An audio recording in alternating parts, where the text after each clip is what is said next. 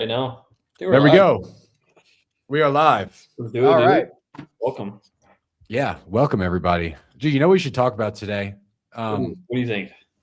This is the last time we'll probably go live this year because I'm gonna be traveling. if you're traveling next week, it's definitely the last time. Well, no, next week it technically could I'm 50-50. My parents are in town, so we'll see. I could do it, dude. We could do it. So yeah. What would be cool to talk about this week is like what shifted over the year, and then what we're planning, like what you're seeing going into next year, what your plan's going to be for next year, because it'd be cool to go back and watch this, and whatever we say, like, oh, this is going to be the plan for next year. It's gonna fucking be different. It's like you never know what's going to happen. We wouldn't have thought that Dispo would have turned into what it turned into this year. Mm-hmm.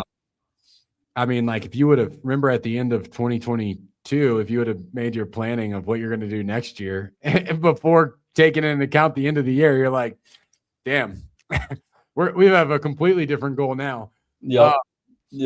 Well, let's talk about this year. What have you seen specifically this year? What have you seen change in wholesaling? What have you noticed have been the big differences between this year and the previous year? Yeah. I'd say this year, I guess, like how granular are we getting? Like, do we want to say like overall, like granular, bro, like granular? a microphone up to a butthole granular. Yeah, like grains. A microscope, not a microphone. A microscope. Microscopically granular. That's the only way I can see certain things. So, anyways, dude, overall, I'd say beginning of the year, like first half of the year, I think there was a lot of like people were starting to like really crush it. And then the second half of the year into the winter, and I thought this could happen, is a lot of people got absolutely crushed on the dispo side. Like after my event in August in Miami, like I think that was kind of like the pinnacle where everyone's like doing great. And then like if they didn't have dispo really locked in and underwriting really locked in, those people got their teeth kicked in for like to like September and then like into October, depending on how fast they pivoted.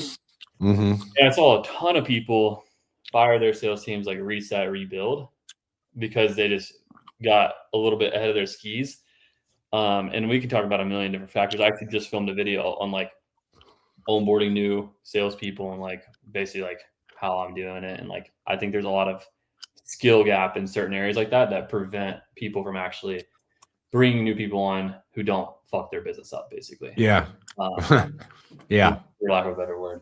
So I think like the biggest thing that like macro, if we're looking at highest level, that changed mainly because the days on market, buyers got a lot tighter coming into after August because their deals started sitting on the market for way, way longer than they thought. And so they were getting squeezed and everyone kind of got squeezed for a couple months there until the entire market like adjusted back to how dispo, the kind of like the winter dispo thing. So like from a high level, we'll start it off there and then we'll get more granular. But that's what I saw over from looking at like 100 plus different people's companies.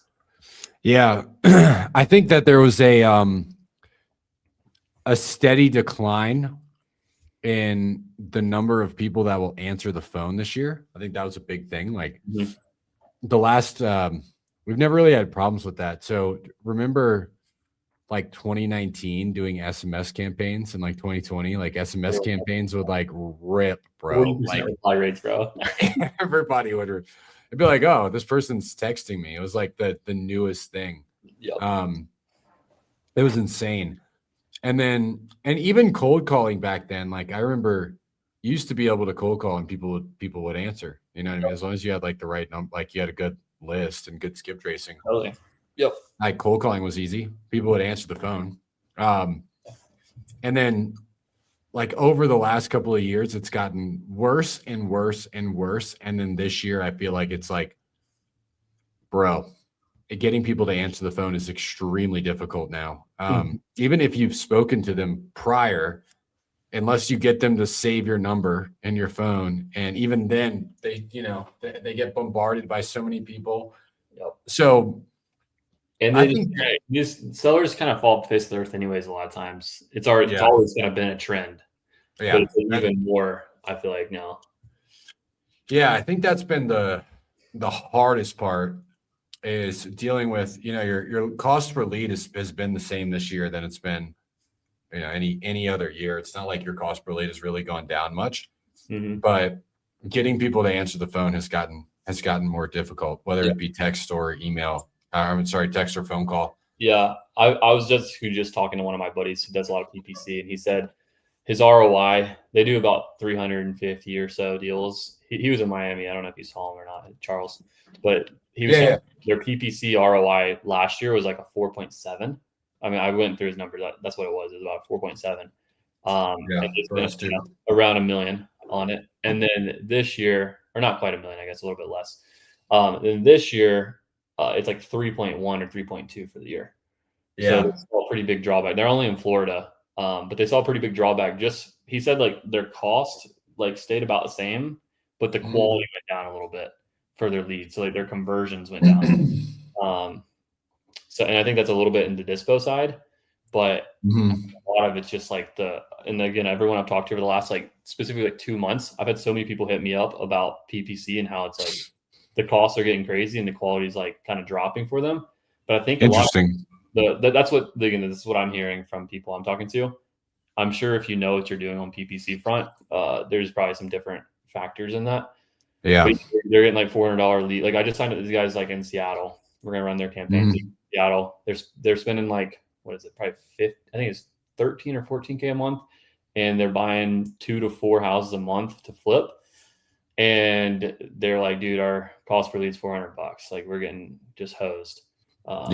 In one market. So, but that's so.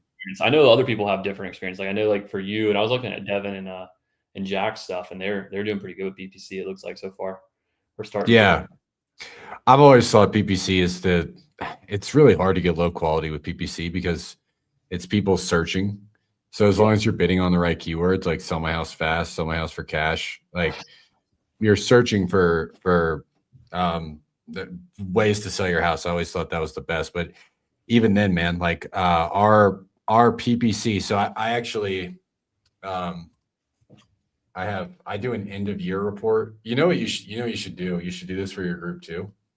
I do like an end of year KPI report, and I have my entire group just fill out all of their numbers so I can see the averages for the group. I just want to see like what the average lead to qualified is, offer to contract, all that good stuff. Right now, the average for the group, and I'm talking about like these are, 7-figure companies, most of them. And the average for the group lead to qualified right now is 57%. Really? And across all channels. So like it is sporadic though. Did you do a blended like form for everyone to fill out? I'm gonna do that. That's smart.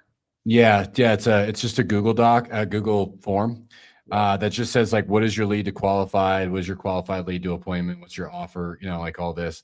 And it goes over all of that stuff. I will say the average ROAS, the problem is I got 2 people in here that literally that just started the program. So it's not like an accurate depiction of like the data because 2 people literally just started. But it looks like right now the average ROAS, even with them, is a 5.4, and the average ROAS without those 2 new guys is a 6.5. So ROAS looks healthy for the group. That's an overall average for the group so far. But lead to qualified is terrible. My average group's close rate, which is also pretty cool to see, is 27%. And so that was an interesting. I didn't think it was going to be that high. 27%. That's pretty really high good. For a group average. Did you get contract sold deal? I'm curious on this one because I think a lot of groups took a shit this year. Let me look. Yeah, I've got 2 guys. It looks like 3 guys. It's 55%. And there's a couple of guys like bringing down that average pretty bad. Like this guy has a 4.3x ROAS. 65%. Huh? It's actually not too bad if it's like 60, 65%, mostly virtual stuff. Oh yeah, these guys are all virtual. I mean, It's the thing is, it's weird. It's across the board. It's like 60, 69, 56, 69, 100, 60. So like most of the people are there, but I just, there's this one guy who just joined who's bringing my numbers down so bad. He literally joined the program last month. He's got a 1.1x ROAS. His close rate's 14%. His contract to close is 28%.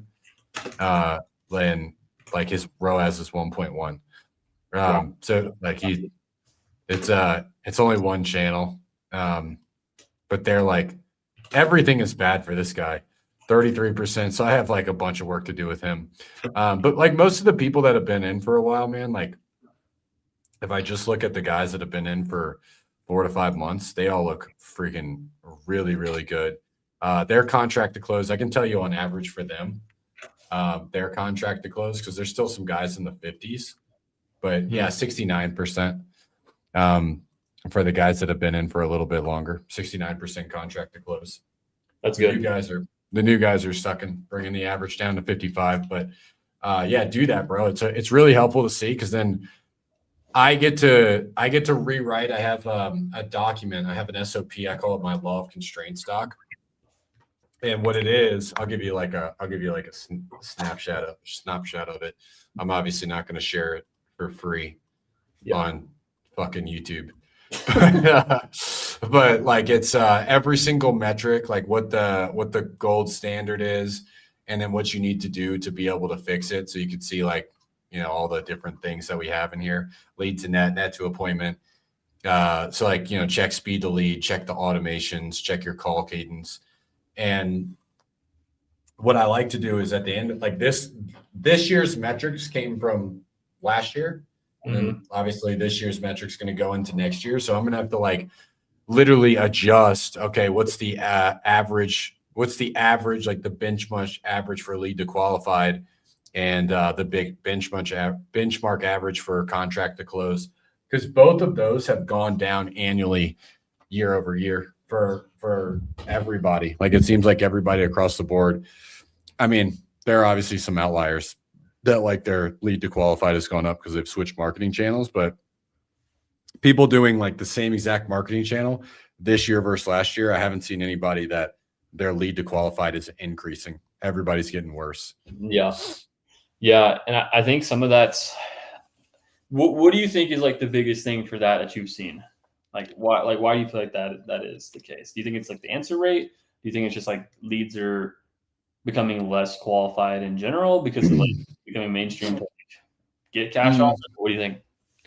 I think it's a combination of a few things. I think number one is that the cell phone carriers are getting better at picking up spam calls. And with Apple, like I don't even think I turn this on, but my phone just defaults to focus mode.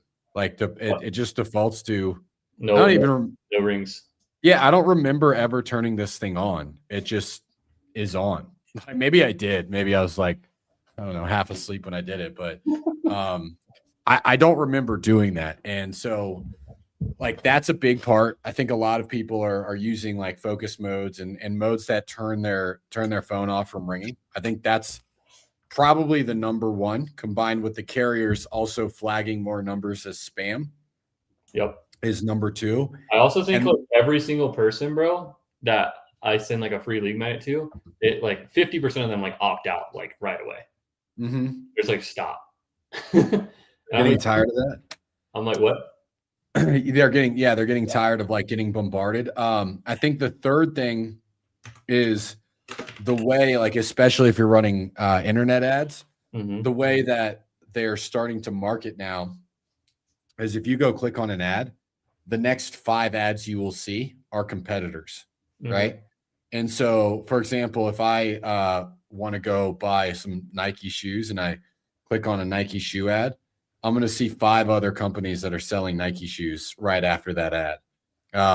And that's been a change in the algorithm. So I think people are clicking on an ad and then they're getting more, and the same amount of people, like what's happening, it's a kind of it's spiraling out of control because people are like, shit, we're not getting in touch with our leads. So then people are calling the leads more. So the seller fills out 3 forms and everybody's trying to get in touch with these leads.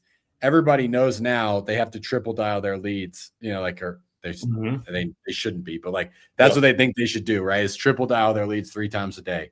So now the seller fills out 3 forms. They get 9 calls 3 times a day. That's 20 calls per day. Like, this is why they just turn off their phone numbers, or like they try to block every number, like, and then they end up turning it off. I have seen that you'll call a number and then you'll get blocked. You don't even talk to them. You just call a number and then you realize they block you. We have different numbers for that, but sellers are just blocking people the second they call. If you double dial a seller, they're going to block you like right away. Yeah. I mean, like, I feel like for sure they're just getting spammed so much faster from the online forums, and like also like because now like the audience, like the demographics of like who's the motivated seller, they're more sophisticated in the sense of like they understand what wholesaling is more frequently now. They understand like the marketing now, and like how it's like you see these things, you just get a bunch of cash offers, and it's like maybe they didn't realize they wanted so many. And I also think there's just like more overwhelming like knowledge of what's going on. And like I think too, like when we were looking on Google Trends and how sell my house fast is like highest it's ever been, I think 2 parts to that. I think it's like one, pain's higher in the market.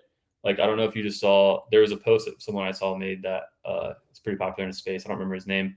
And he said like in the top 10 cities with the most like delinquent mortgages, there's like in the biggest ones, like a border town in Texas, Laredo, Texas, or whatever, 24% of all mortgages are behind on payments.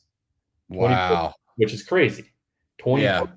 And like I think the lowest one was like maybe El Paso, like was number 10, but it was like 15 or 16%, if I'm remembering the chart right, which is crazy that many people are behind on their payments. So I do think pain's higher. But I also think too, it's like because of all the iBuyers and stuff, I think selling your house for cash is just kind of more popularized in a way. So there's more people curious about what it actually is. So then that produces lower lead quality over time too. Yeah, I think people are also getting sick of real estate agents, bro. That's fact. I think that real estate agents are rightfully so going to be completely eliminated in the next 5 years. I don't think that there's going to be real estate agents in the next 5 years. Like if I had more time, I would just create a website, and this was all my focus. I would just create a website where I would advertise to sellers that don't want to talk to anyone.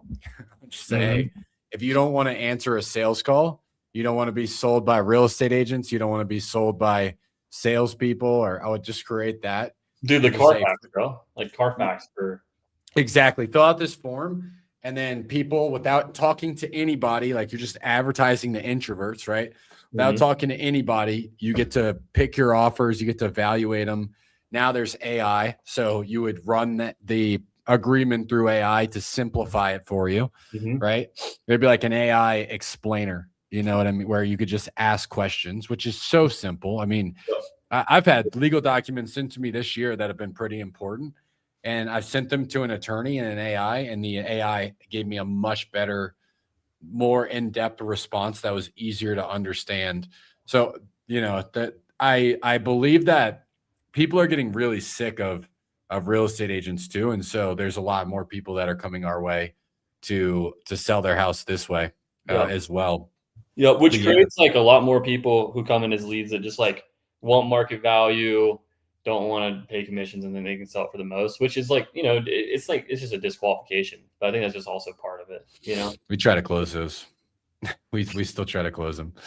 We'll go through the entire sales process because, dude, actually, on this point, we were having this debate yesterday on our Q&A call, and one of the guys he does pretty good. Like he's averaged about $300K a month for the last since like when he joined, he's doing $100K a month. Now he's doing like $300K a month. But for the last like 4 months, he's averaged about 290, 320, somewhere in that neighborhood. I don't know the exact figure, but in that range.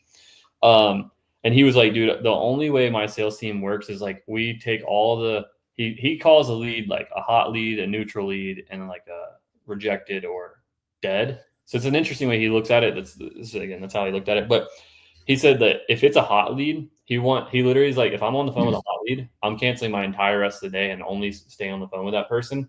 I'll talk to him for 4 or 5 hours if I have to. And that's like his process. And then like if it's like a neutral lead or whatever, he's like, basically we'll disqualify that person. But if it's a hot lead and we identify as an avatar, I'll stay on it for like basically maximum time, build rapport, go through the process, try to close them, etc. And that's his philosophy. I don't know. What do you think of that? Because like then he's like, I don't want to treat every lead the same because then I miss out on the hot leads. I think there's like two sides to this, but it's an interesting perspective. What do you think about this? I don't like that at all. There's something called decision fatigue.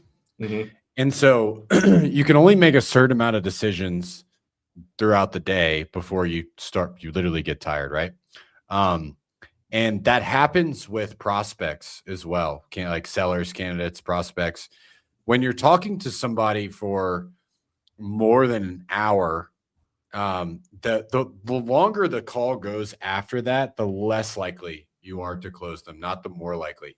Like a good sweet spot is you get all of the problem, impact, the future state, like you get their pain points and you get what they're trying to accomplish all in about 30 to 45 minutes. That's about what a human can tolerate. If you think about it, that's why a lot of podcasts are around an hour, right? An hour, 90 minutes. A lot of media is around like an hour to 90 minutes. Movies, right? Like you never hear of a 4-hour movie because very rarely. Interstellar is like 3. I was watching that last night. That's crazy. Yeah, and even then, it's a two-parter, you know. Yeah, what'd you say? A 2-part movie. Yeah, it feels like it, right? It's a long drawn out like those movies. Like it has to be a really good movie to keep your attention span for 3 hours. Really, really, really good. Mm-hmm. You know what I mean? Yeah. And so you have to look at your conversations like that. They should have a punch to them. They should have emotional impact to them. And so the seller should feel a certain, like and not just sellers. Let's just talk about prospects in general. Anytime you're selling anything, the more potent the emotion is, the more likely they are to buy, right? So like if you go into a McLaren dealership and you get in a car and they let you take it out on this nice paved, blacktop road, and no one else is on the road, and you drive and you go 0 to 60 in 2 seconds, you're going to have so much pump, so much adrenaline, so much excitement that you're going to be way more likely to buy that car.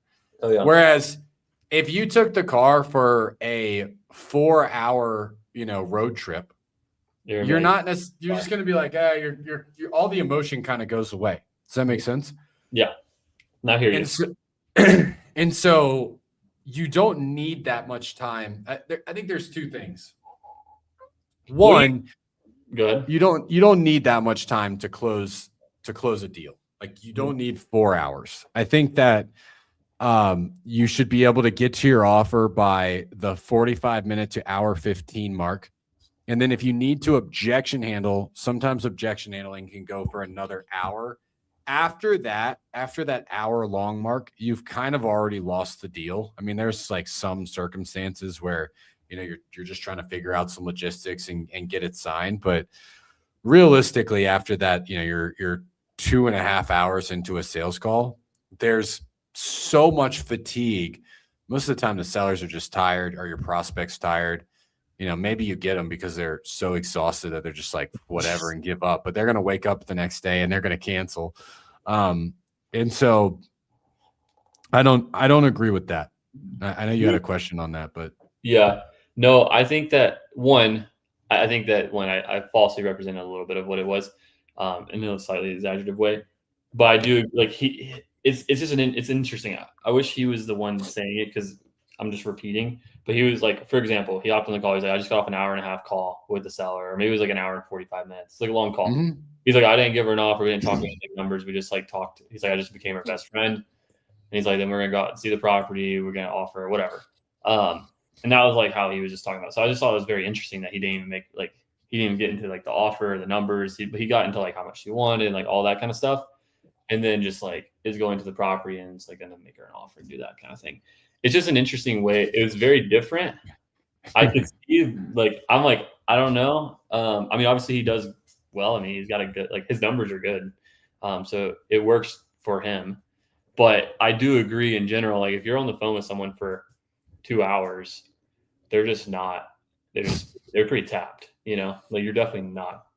Yeah, I also think that strategy that you just mentioned is like getting a girl close to orgasm and then telling her you're going to come back later and to finish the job. You know what I mean? Like they're like, if he spent an hour and a half on the call, building all of that trust, going through all of your pain points, everything there, then just go through give them the offer when they're at that heightened state and get the agreement signed. That's when there's the most trust, because there's two things. One, there's no guarantee they're going to show up for that appointment, right? No guarantee at all. There's no guarantee that she doesn't call my team, who is trained to get a one call close done. You know, like that she could get done with that. She filled out another form, calls my team. My team's trained to literally just stay in the saddle. We have a joke right now called no pulling out. And it's like our mantra for the year. We just stay in objection handle and stay in the saddle, stay with the sellers until we get the contract. And like you could build all that rapport and they could absolutely love you. And we just come in and we swoop it because you just never even gave them an offer. They don't even know what you would have offered them. Right. So I think there's that. And I think that the other part too is if you get them to that state, that's when they are most likely to make a decision. And so basically you have to go through that entire process again at the home.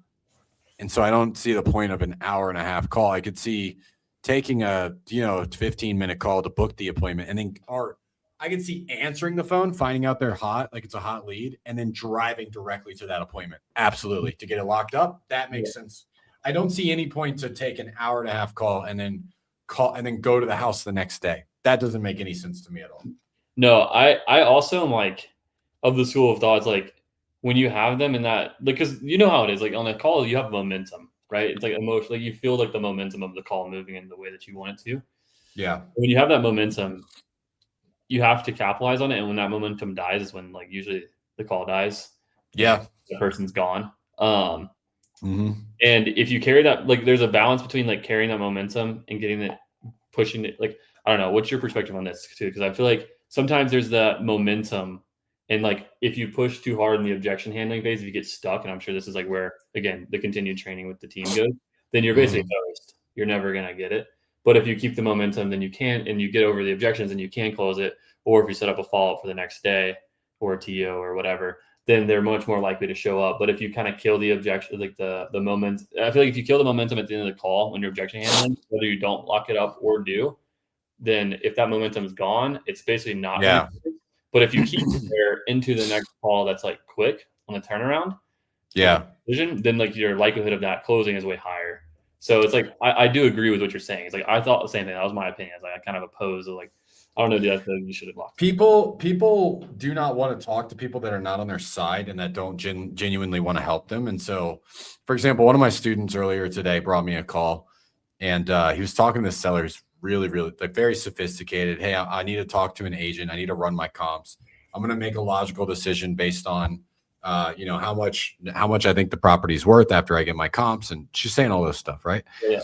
And I listened to his response, and my coaching feedback back to him was to say, hey, look, I'm so glad that you're doing that, because my job here isn't to try to sell you one way or the other. It's to be able to help you make the most informed decision. Now, we bought 30 homes in the last 90 days, so I know how to run comps. What I could do for you, if you feel like it would help, is I'll pull up those comps with you. I'll go over them with you piece by piece. We'll look at every single thing. That way, you know you're making the best decision for you. Would that help? And every objection handler that you're hitting, a seller, any prospect, it has to be framed coming from the right place. So if they say, I need to think about it, hey, good. I'm glad that you actually brought that up, and you can take a week to think about it, a month, a year. That's not what's important to me. What's important to me is that you feel like you're making the right decision. I get objection handle with sellers all day, and they never feel like I'm being pushy, because I'm always agreeing with them and telling them they can do whatever they want. And then I'll just get into the real concern. I'll go, hey, look, you can take a week, a month, a year. That's not really what's important for me. What's important for me is that you feel 100% comfortable with your decision. So when you are running this through your mind between the next couple of days, what do you feel like is going to be the number one concern that comes up? Really hard to not tell me that answer when I frame it like that. And it's really hard to tell me that I'm being pushy when I say I want you to think about it. And I'm here to help, you know? So I think that's the part that really gets people stuck, is that they don't know how to frame, and they also get lost, and you can tell that they're thinking about what to say. When you're objection handling, you have to be right on it. Like, you have to be on it all the time. You have to know where you're going. Typically, like, if a good objection handler, you're thinking 3 to 4 steps ahead of where you are. You know, you're not just responding. If you're getting an objection and responding right away to that objection, you're cooked. You're going to lose the objection handler every single time. A true professional salesperson gets an objection and they know, all right, this is going to be a 5-step process to be able to overcome this objection. And typically they have these little decision trees where they would break off. So let me give you an example of what I mean by this. Let's say it's a partner objection, right? And so I know if I get a partner objection, the first thing that I need to do is I need to isolate the objection. So I would say, hey, your wife aside, does the money work for you? Yes, the money works for me. And the time works for you? Yeah, that works for me too. And do you trust us that we're going to get this done? Yes. So like I isolate and make sure it's a true partner objection, right? Yep. Second thing I'll do is I'll say, let's say you go to your wife and she says no. What would you do at that point? Now I have a decision tree, right? So the decision tree is they either say yes at this point, like, yes, I'm just going to do it anyway, or no, I wouldn't do it anymore. Yeah. And it could be another option. Yeah. And then I have responses to be able to overcome. So I'm thinking like 4 to 5 steps ahead, and it never sounds scripted. It never sounds like I am thinking about what I want to say, because I know exactly where I'm going. And if I do that for an hour, dude, you crush people in objection handling. That's why my team brings me on to do so many objection handles, because I always know exactly where I'm going. So it's really easy for me to be able to objection handle any prospect, a seller, any type of lead that I speak to. Because I just know my past. And once you get there, then it really doesn't matter if your conversation is, 60 minutes or 2 hours. Is that you with me there? Totally. I went a little autistic there, but no, dude, too much Tylenol last week. Dude, you gotta lay off that Tylenol PM, bro. That was definitely the AM for sure. No, that was good. I think you're spot on, dude. It's like, if you're not, it goes back to playing chess, not checkers. And when you're a true expert, you're always playing a couple steps ahead. Yeah. It's like, no matter what, it's even like in business, like when you're making decisions, like about like, okay, I'm going to spend more on this marketing channel, or I'm going to hire this person. What's the waterfall effect of this might have to the business? And if these things happen, I'm going to make this decision based on how they perform. If that person doesn't stick around or they fail out, okay, what am I going to, like, you already know exactly what you're going to do to execute way faster. It's just like knowing, but part of that's also is having the experience, creating a process for it, and then committing it to memory and to like second nature, essentially. And that just takes time at the end of the day. So doing that on a consistent basis, like, you're definitely talking about. I've noticed you're really good at that with planning. Like asking a couple more, like, if this happens, creating little decision trees. We run this marketing channel. Let's say this happens, then we're going to need to do this, then we're going to need to do this, and kind of planning it out, having your contingencies. I have noticed that, and very similar. I think both come with experience, bro, because and a little autism. Because little tism sprinkled on top of there, because when you have the experience, then you're really, all it does is it helps you think ahead. Whereas inexperienced people are always being reactive. Experienced people are less reactive, more proactive, because they just have more experience. Yeah. Bro, I also think it comes back to like, how do you like when do you actually spend time to think? Because I think a lot of people never even like step away to even have the moment of strategy, Like, most people are so fucking deep, and this is what I see with all, like, most people who are stuck around like we'll just say below 7 figures, probably like they're like kind of in the business doing the day to day. Below 50K a month. Yeah, usually. below 50K a month for sure. They're just like so like blinders on, like I'm here to do deals, and they don't ever think about like, hey, like this deal I wholesale to this guy who I made 20K, he made 70. Like they never like look up to be like, holy fuck, I could have made 100 grand on this deal if I would have just looked at it a little differently, or things like that all the time. Like I see that happen all the time, and like just not having the strategic thought. So it's like I don't know for you, like right now it's obviously the end of the year. It's December 12th. At the time we're doing this. Like, when do you normally like? It's the natural time to look back at the year, see how you did, plan for next year, whatever. But like on a normal basis, like when are you looking at what you're doing, how you can be strategic, and actually think about shit like this? So, two different times for business and life. So, for business, I will do it halfway through the quarter. So I have enough time to adjust to make the next quarter strong. So like, for example, this year, what we did our quarterly planning. We did honestly, I'm not a huge like end of year guy. Like really like for the wholesaling business, I'm not innovating anything with this business, it's pretty cut and dry. So I kind of like, I prefer to look at quarterly. And so I'll do that halfway through the quarter. So that way I have time to be able to adjust. So this year we decided we're going to buy more rentals. And one of the things that we learned is just because you're doing PPC campaigns in good rental markets doesn't mean you're going to get rental properties. Yeah. And I was like, fuck, dude, that was surprising. Like I was like, what'd you say? Look, I didn't really think about that. Yeah. I was like, what? They're all going to be rental properties, rental markets. And I'm buying 2 this month. I'm buying a duplex and a single family this month. Maybe possibly even 3. And so like, but that honestly was just like, it was luck that ended up happening. Just it happened to be a good rental property that came by. And so, for example, we looked at that and we also looked at some of our markets that are too low cost.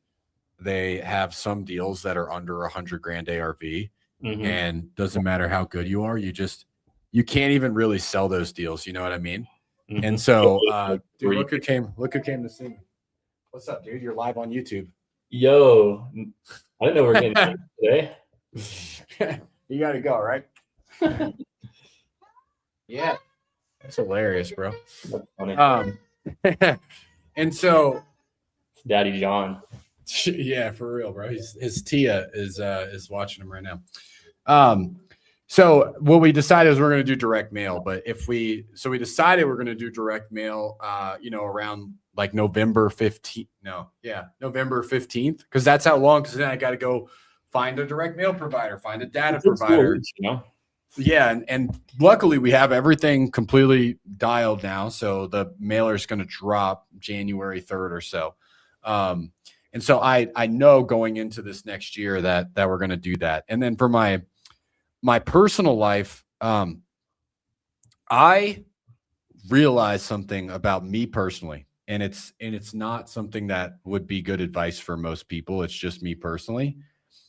I do not like having, I'll just say it how I would say it. I don't like having dumbass goals that are like obvious. And here's what I mean by that. A couple of years ago, I did this planning thing where I was like, I'm going to compete in 4 jiu-jitsu competitions, and I'm going to go to the gym 5 times a week, and I'm going to make this much money and buy this many rental properties, and I'm also going to go on this many dates. And I had like all these like areas of my life and how I was going to hit all these goals. And it was so fucking stupid, bro. I was exhausted all the time trying to hit everything.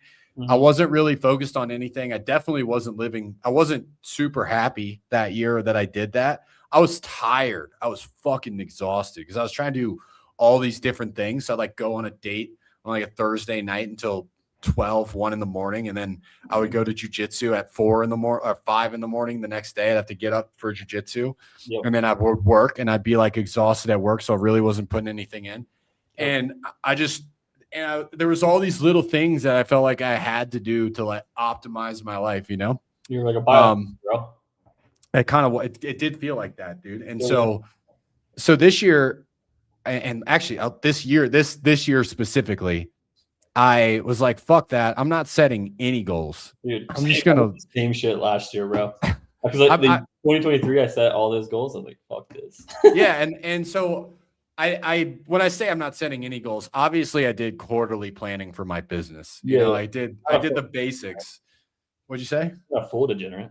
Yeah, not a full degenerate. Like I did quarterly planning. I figured out, okay, how many leads do we need? How many reps are we going to hire? What is our what metrics are we going to work on? But I look at that more of like, that's my job, is to be a CEO. It's not normal fucking practice, you know? Correct. And so, yeah, I didn't set a single goal, and I made the most money I ever made. I was the happiest. I went to the gym the most amount of times. Like I did not miss the gym this year, bro. I just got in a habit, and I just fucking woke up, and I was like, whether I slept a couple hours or whether I slept, 8 hours, I'm just gonna go. And so I would just go to the gym, and I didn't put any pressure on myself to do any sort of like competitions with martial arts. Like I'm gonna focus on my business, and then when I'm not focusing on my business, I'm gonna focus on my family. Yep. And that's what I did. Sorry, yeah, I cut you off. Oh, I'm just saying it was the best. It was honestly the best year of my life. Yeah. And I optimized so much. Like I had a date night with my fiance every single Thursday. I hung out. I got one-on-one time. I would take my kid every Sunday morning. We would go do something together. Everything I did, it was awesome. I was like fully as balanced as you can be with being an entrepreneur, because obviously balance. Well, dude, I think what you end up doing in that case is you like just bias towards like what feels right to you. You're not like doing anything like, I mean, my whole life, I mean, we kind of both pretty fucking achiever mentalities, right? Yeah. And my whole life until last year, till 2020, I guess 2024, maybe 2020. Yeah, 2024. It was like set a goal, achieve the goal, not feel any different. The goal did not feel any different. It just feel like easier, honestly. And you realize that like it's not, goals are just kind of fucking bullshit and just keep you moving towards something. But if you just enjoy the process and just wake up and do what you love to do and fucking get better every day and make progress towards being better, then like you love your life so much more. And I don't know. That's at least what I've realized.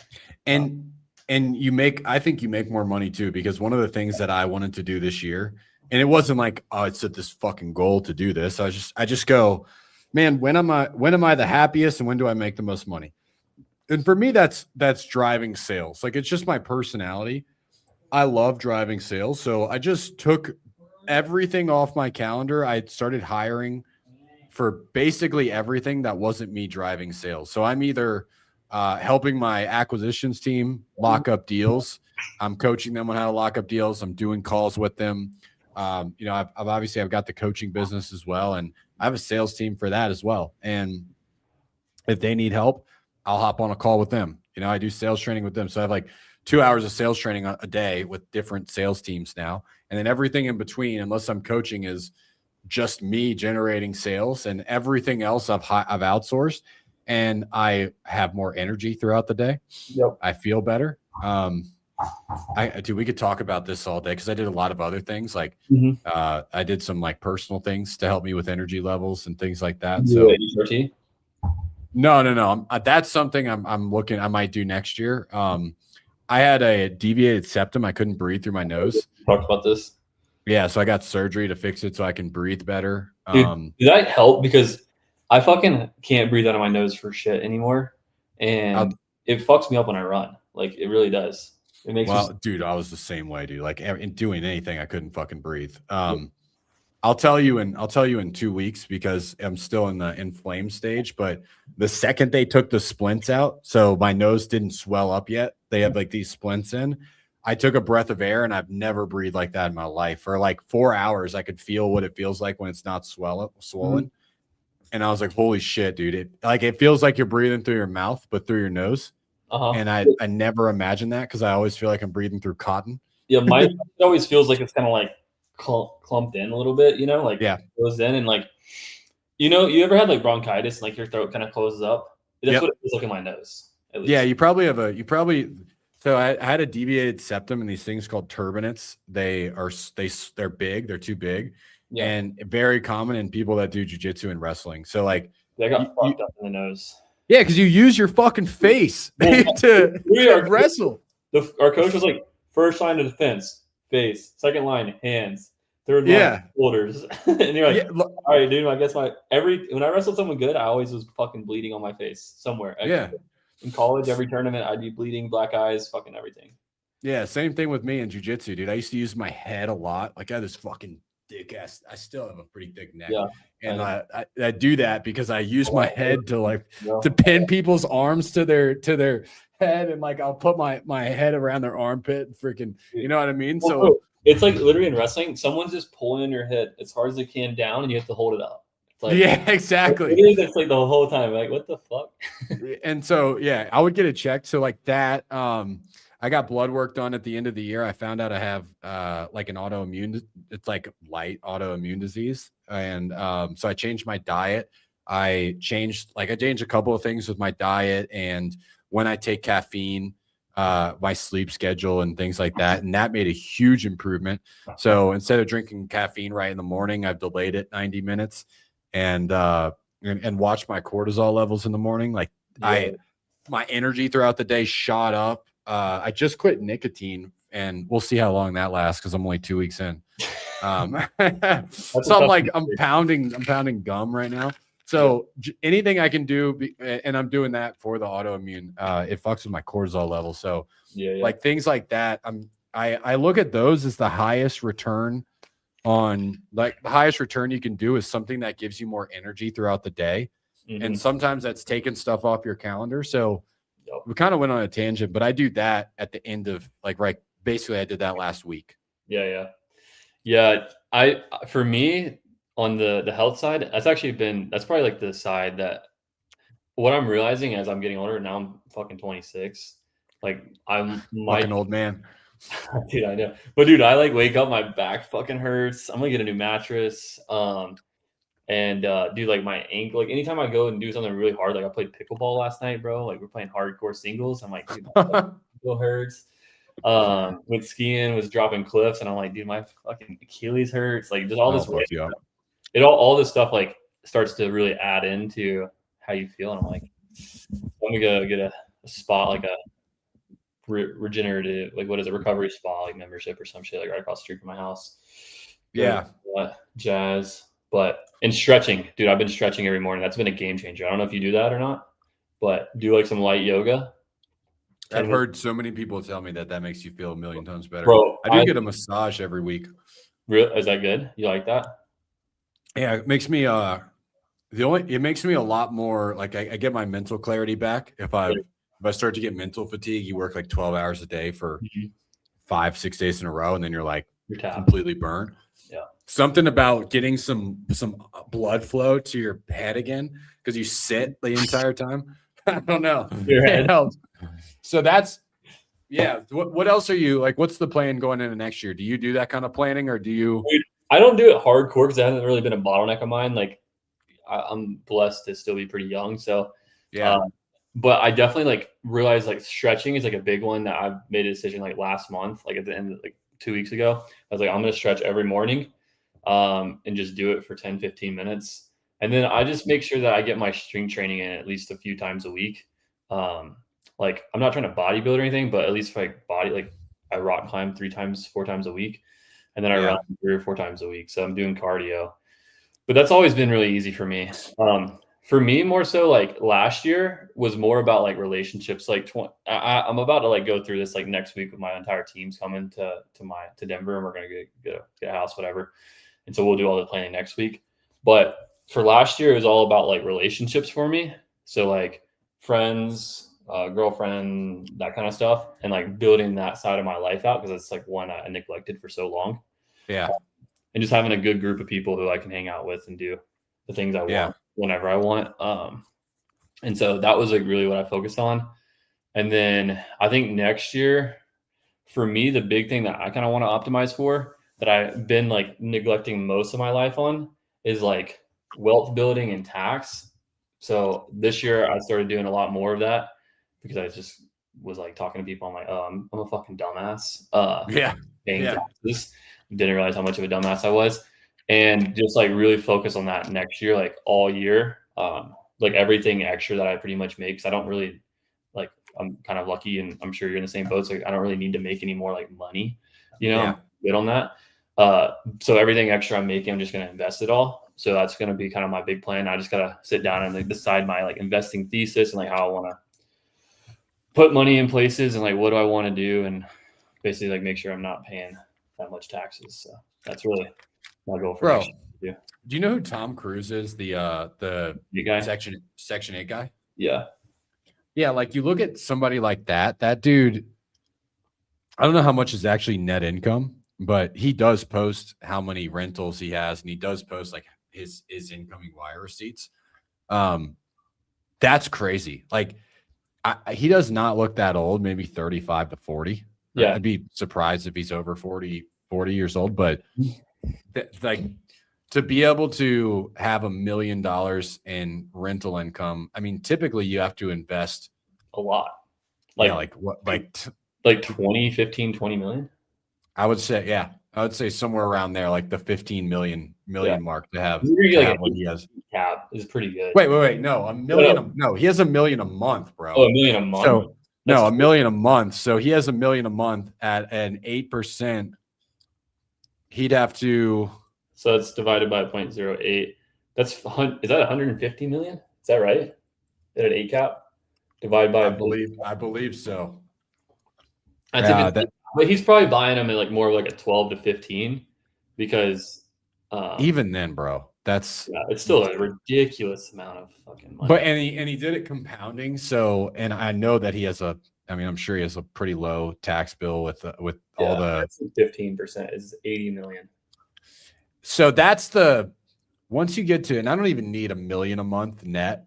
But like a couple, like if you can have rental income at $300 to $500K a month, dude, you can do whatever you do. It's hard to spend that $300 to $500K a month rental income, and you can take bigger bets, bro. That's something you have like even for most, like, dude, if you had $30K a month rental income, like, and then that's not doing anything for me. It's not getting me up in the morning. If you still work, you're absolutely crushing. Yeah, that's true. Like, that doesn't take that much to get to $30K a month. That's not investing. Are you talking about net or are you talking about top line? I'm talking about net. Okay. Like cash flow, like actual cash flow after. Yeah, I mean, like your management and all that. If you're making $500 a door, that's pretty aggressive too. You're probably really making like 300 now. By the way, I have 3 minutes before I have to hop. But you know what's funny is not like that crazy. You're right. Yeah, a lot of these guys are 30K a door. A lot of these guys are preaching about like buying businesses because it's a lot more income. Mm-hmm. It's like, yeah, motherfucker, it's also a fucking job. Yeah, you know what I mean? Like it's not like people. I hear these gurus that are like, you have to buy. Yeah, like her exactly. And she's like, you have to buy 100 rentals to be able to make this much money, but you could just buy one business. I'm like, yeah, but the 100 rentals, you have one property manager that basically does everything for you, and the business. Literally, like there's so many different variables. Your manager quits. And they're like, oh, you just hire a manager. It's like, you know what? Managers quit too. You know that, right? It's way easier to find a fucking property manager than it is to find a manager for your business. Yeah. Like we had a really good hotel manager and they managed it, but still like that manager needs somebody to report to and someone to make decisions off of. And because the hotel is like a lot more active than a long-term rental. But even like a long-term rental, if you really want to get outsized returns, it takes a lot of fucking effort.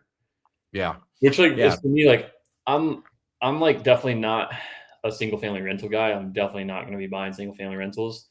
I like it. I would prefer the passive like LP investing. So that's going to be the route I go down for sure. But yeah, you get a small return, but just so much less headache. I'm a control freak. That's my thing though. I like being able to do my own refis. Plus, dude. That's true. You have a lot more access to your capital. I do agree with you on that. Yeah. Every time I've really liked my rentals. I don't know. I like the fact that you can sell them really quick.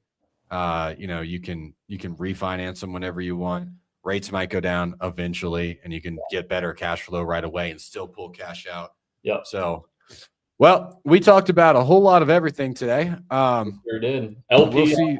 Tyreek is a limited partner, basically, in like syndications or that kind of deal. Yeah, being not the person that owns everything. Exactly. The responsibility. You own a piece of it. Yeah, no responsibility. But Exactly. all right, guys. Well, Merry Christmas. We will see you guys next week. Christmas. Yeah. Bye, everybody.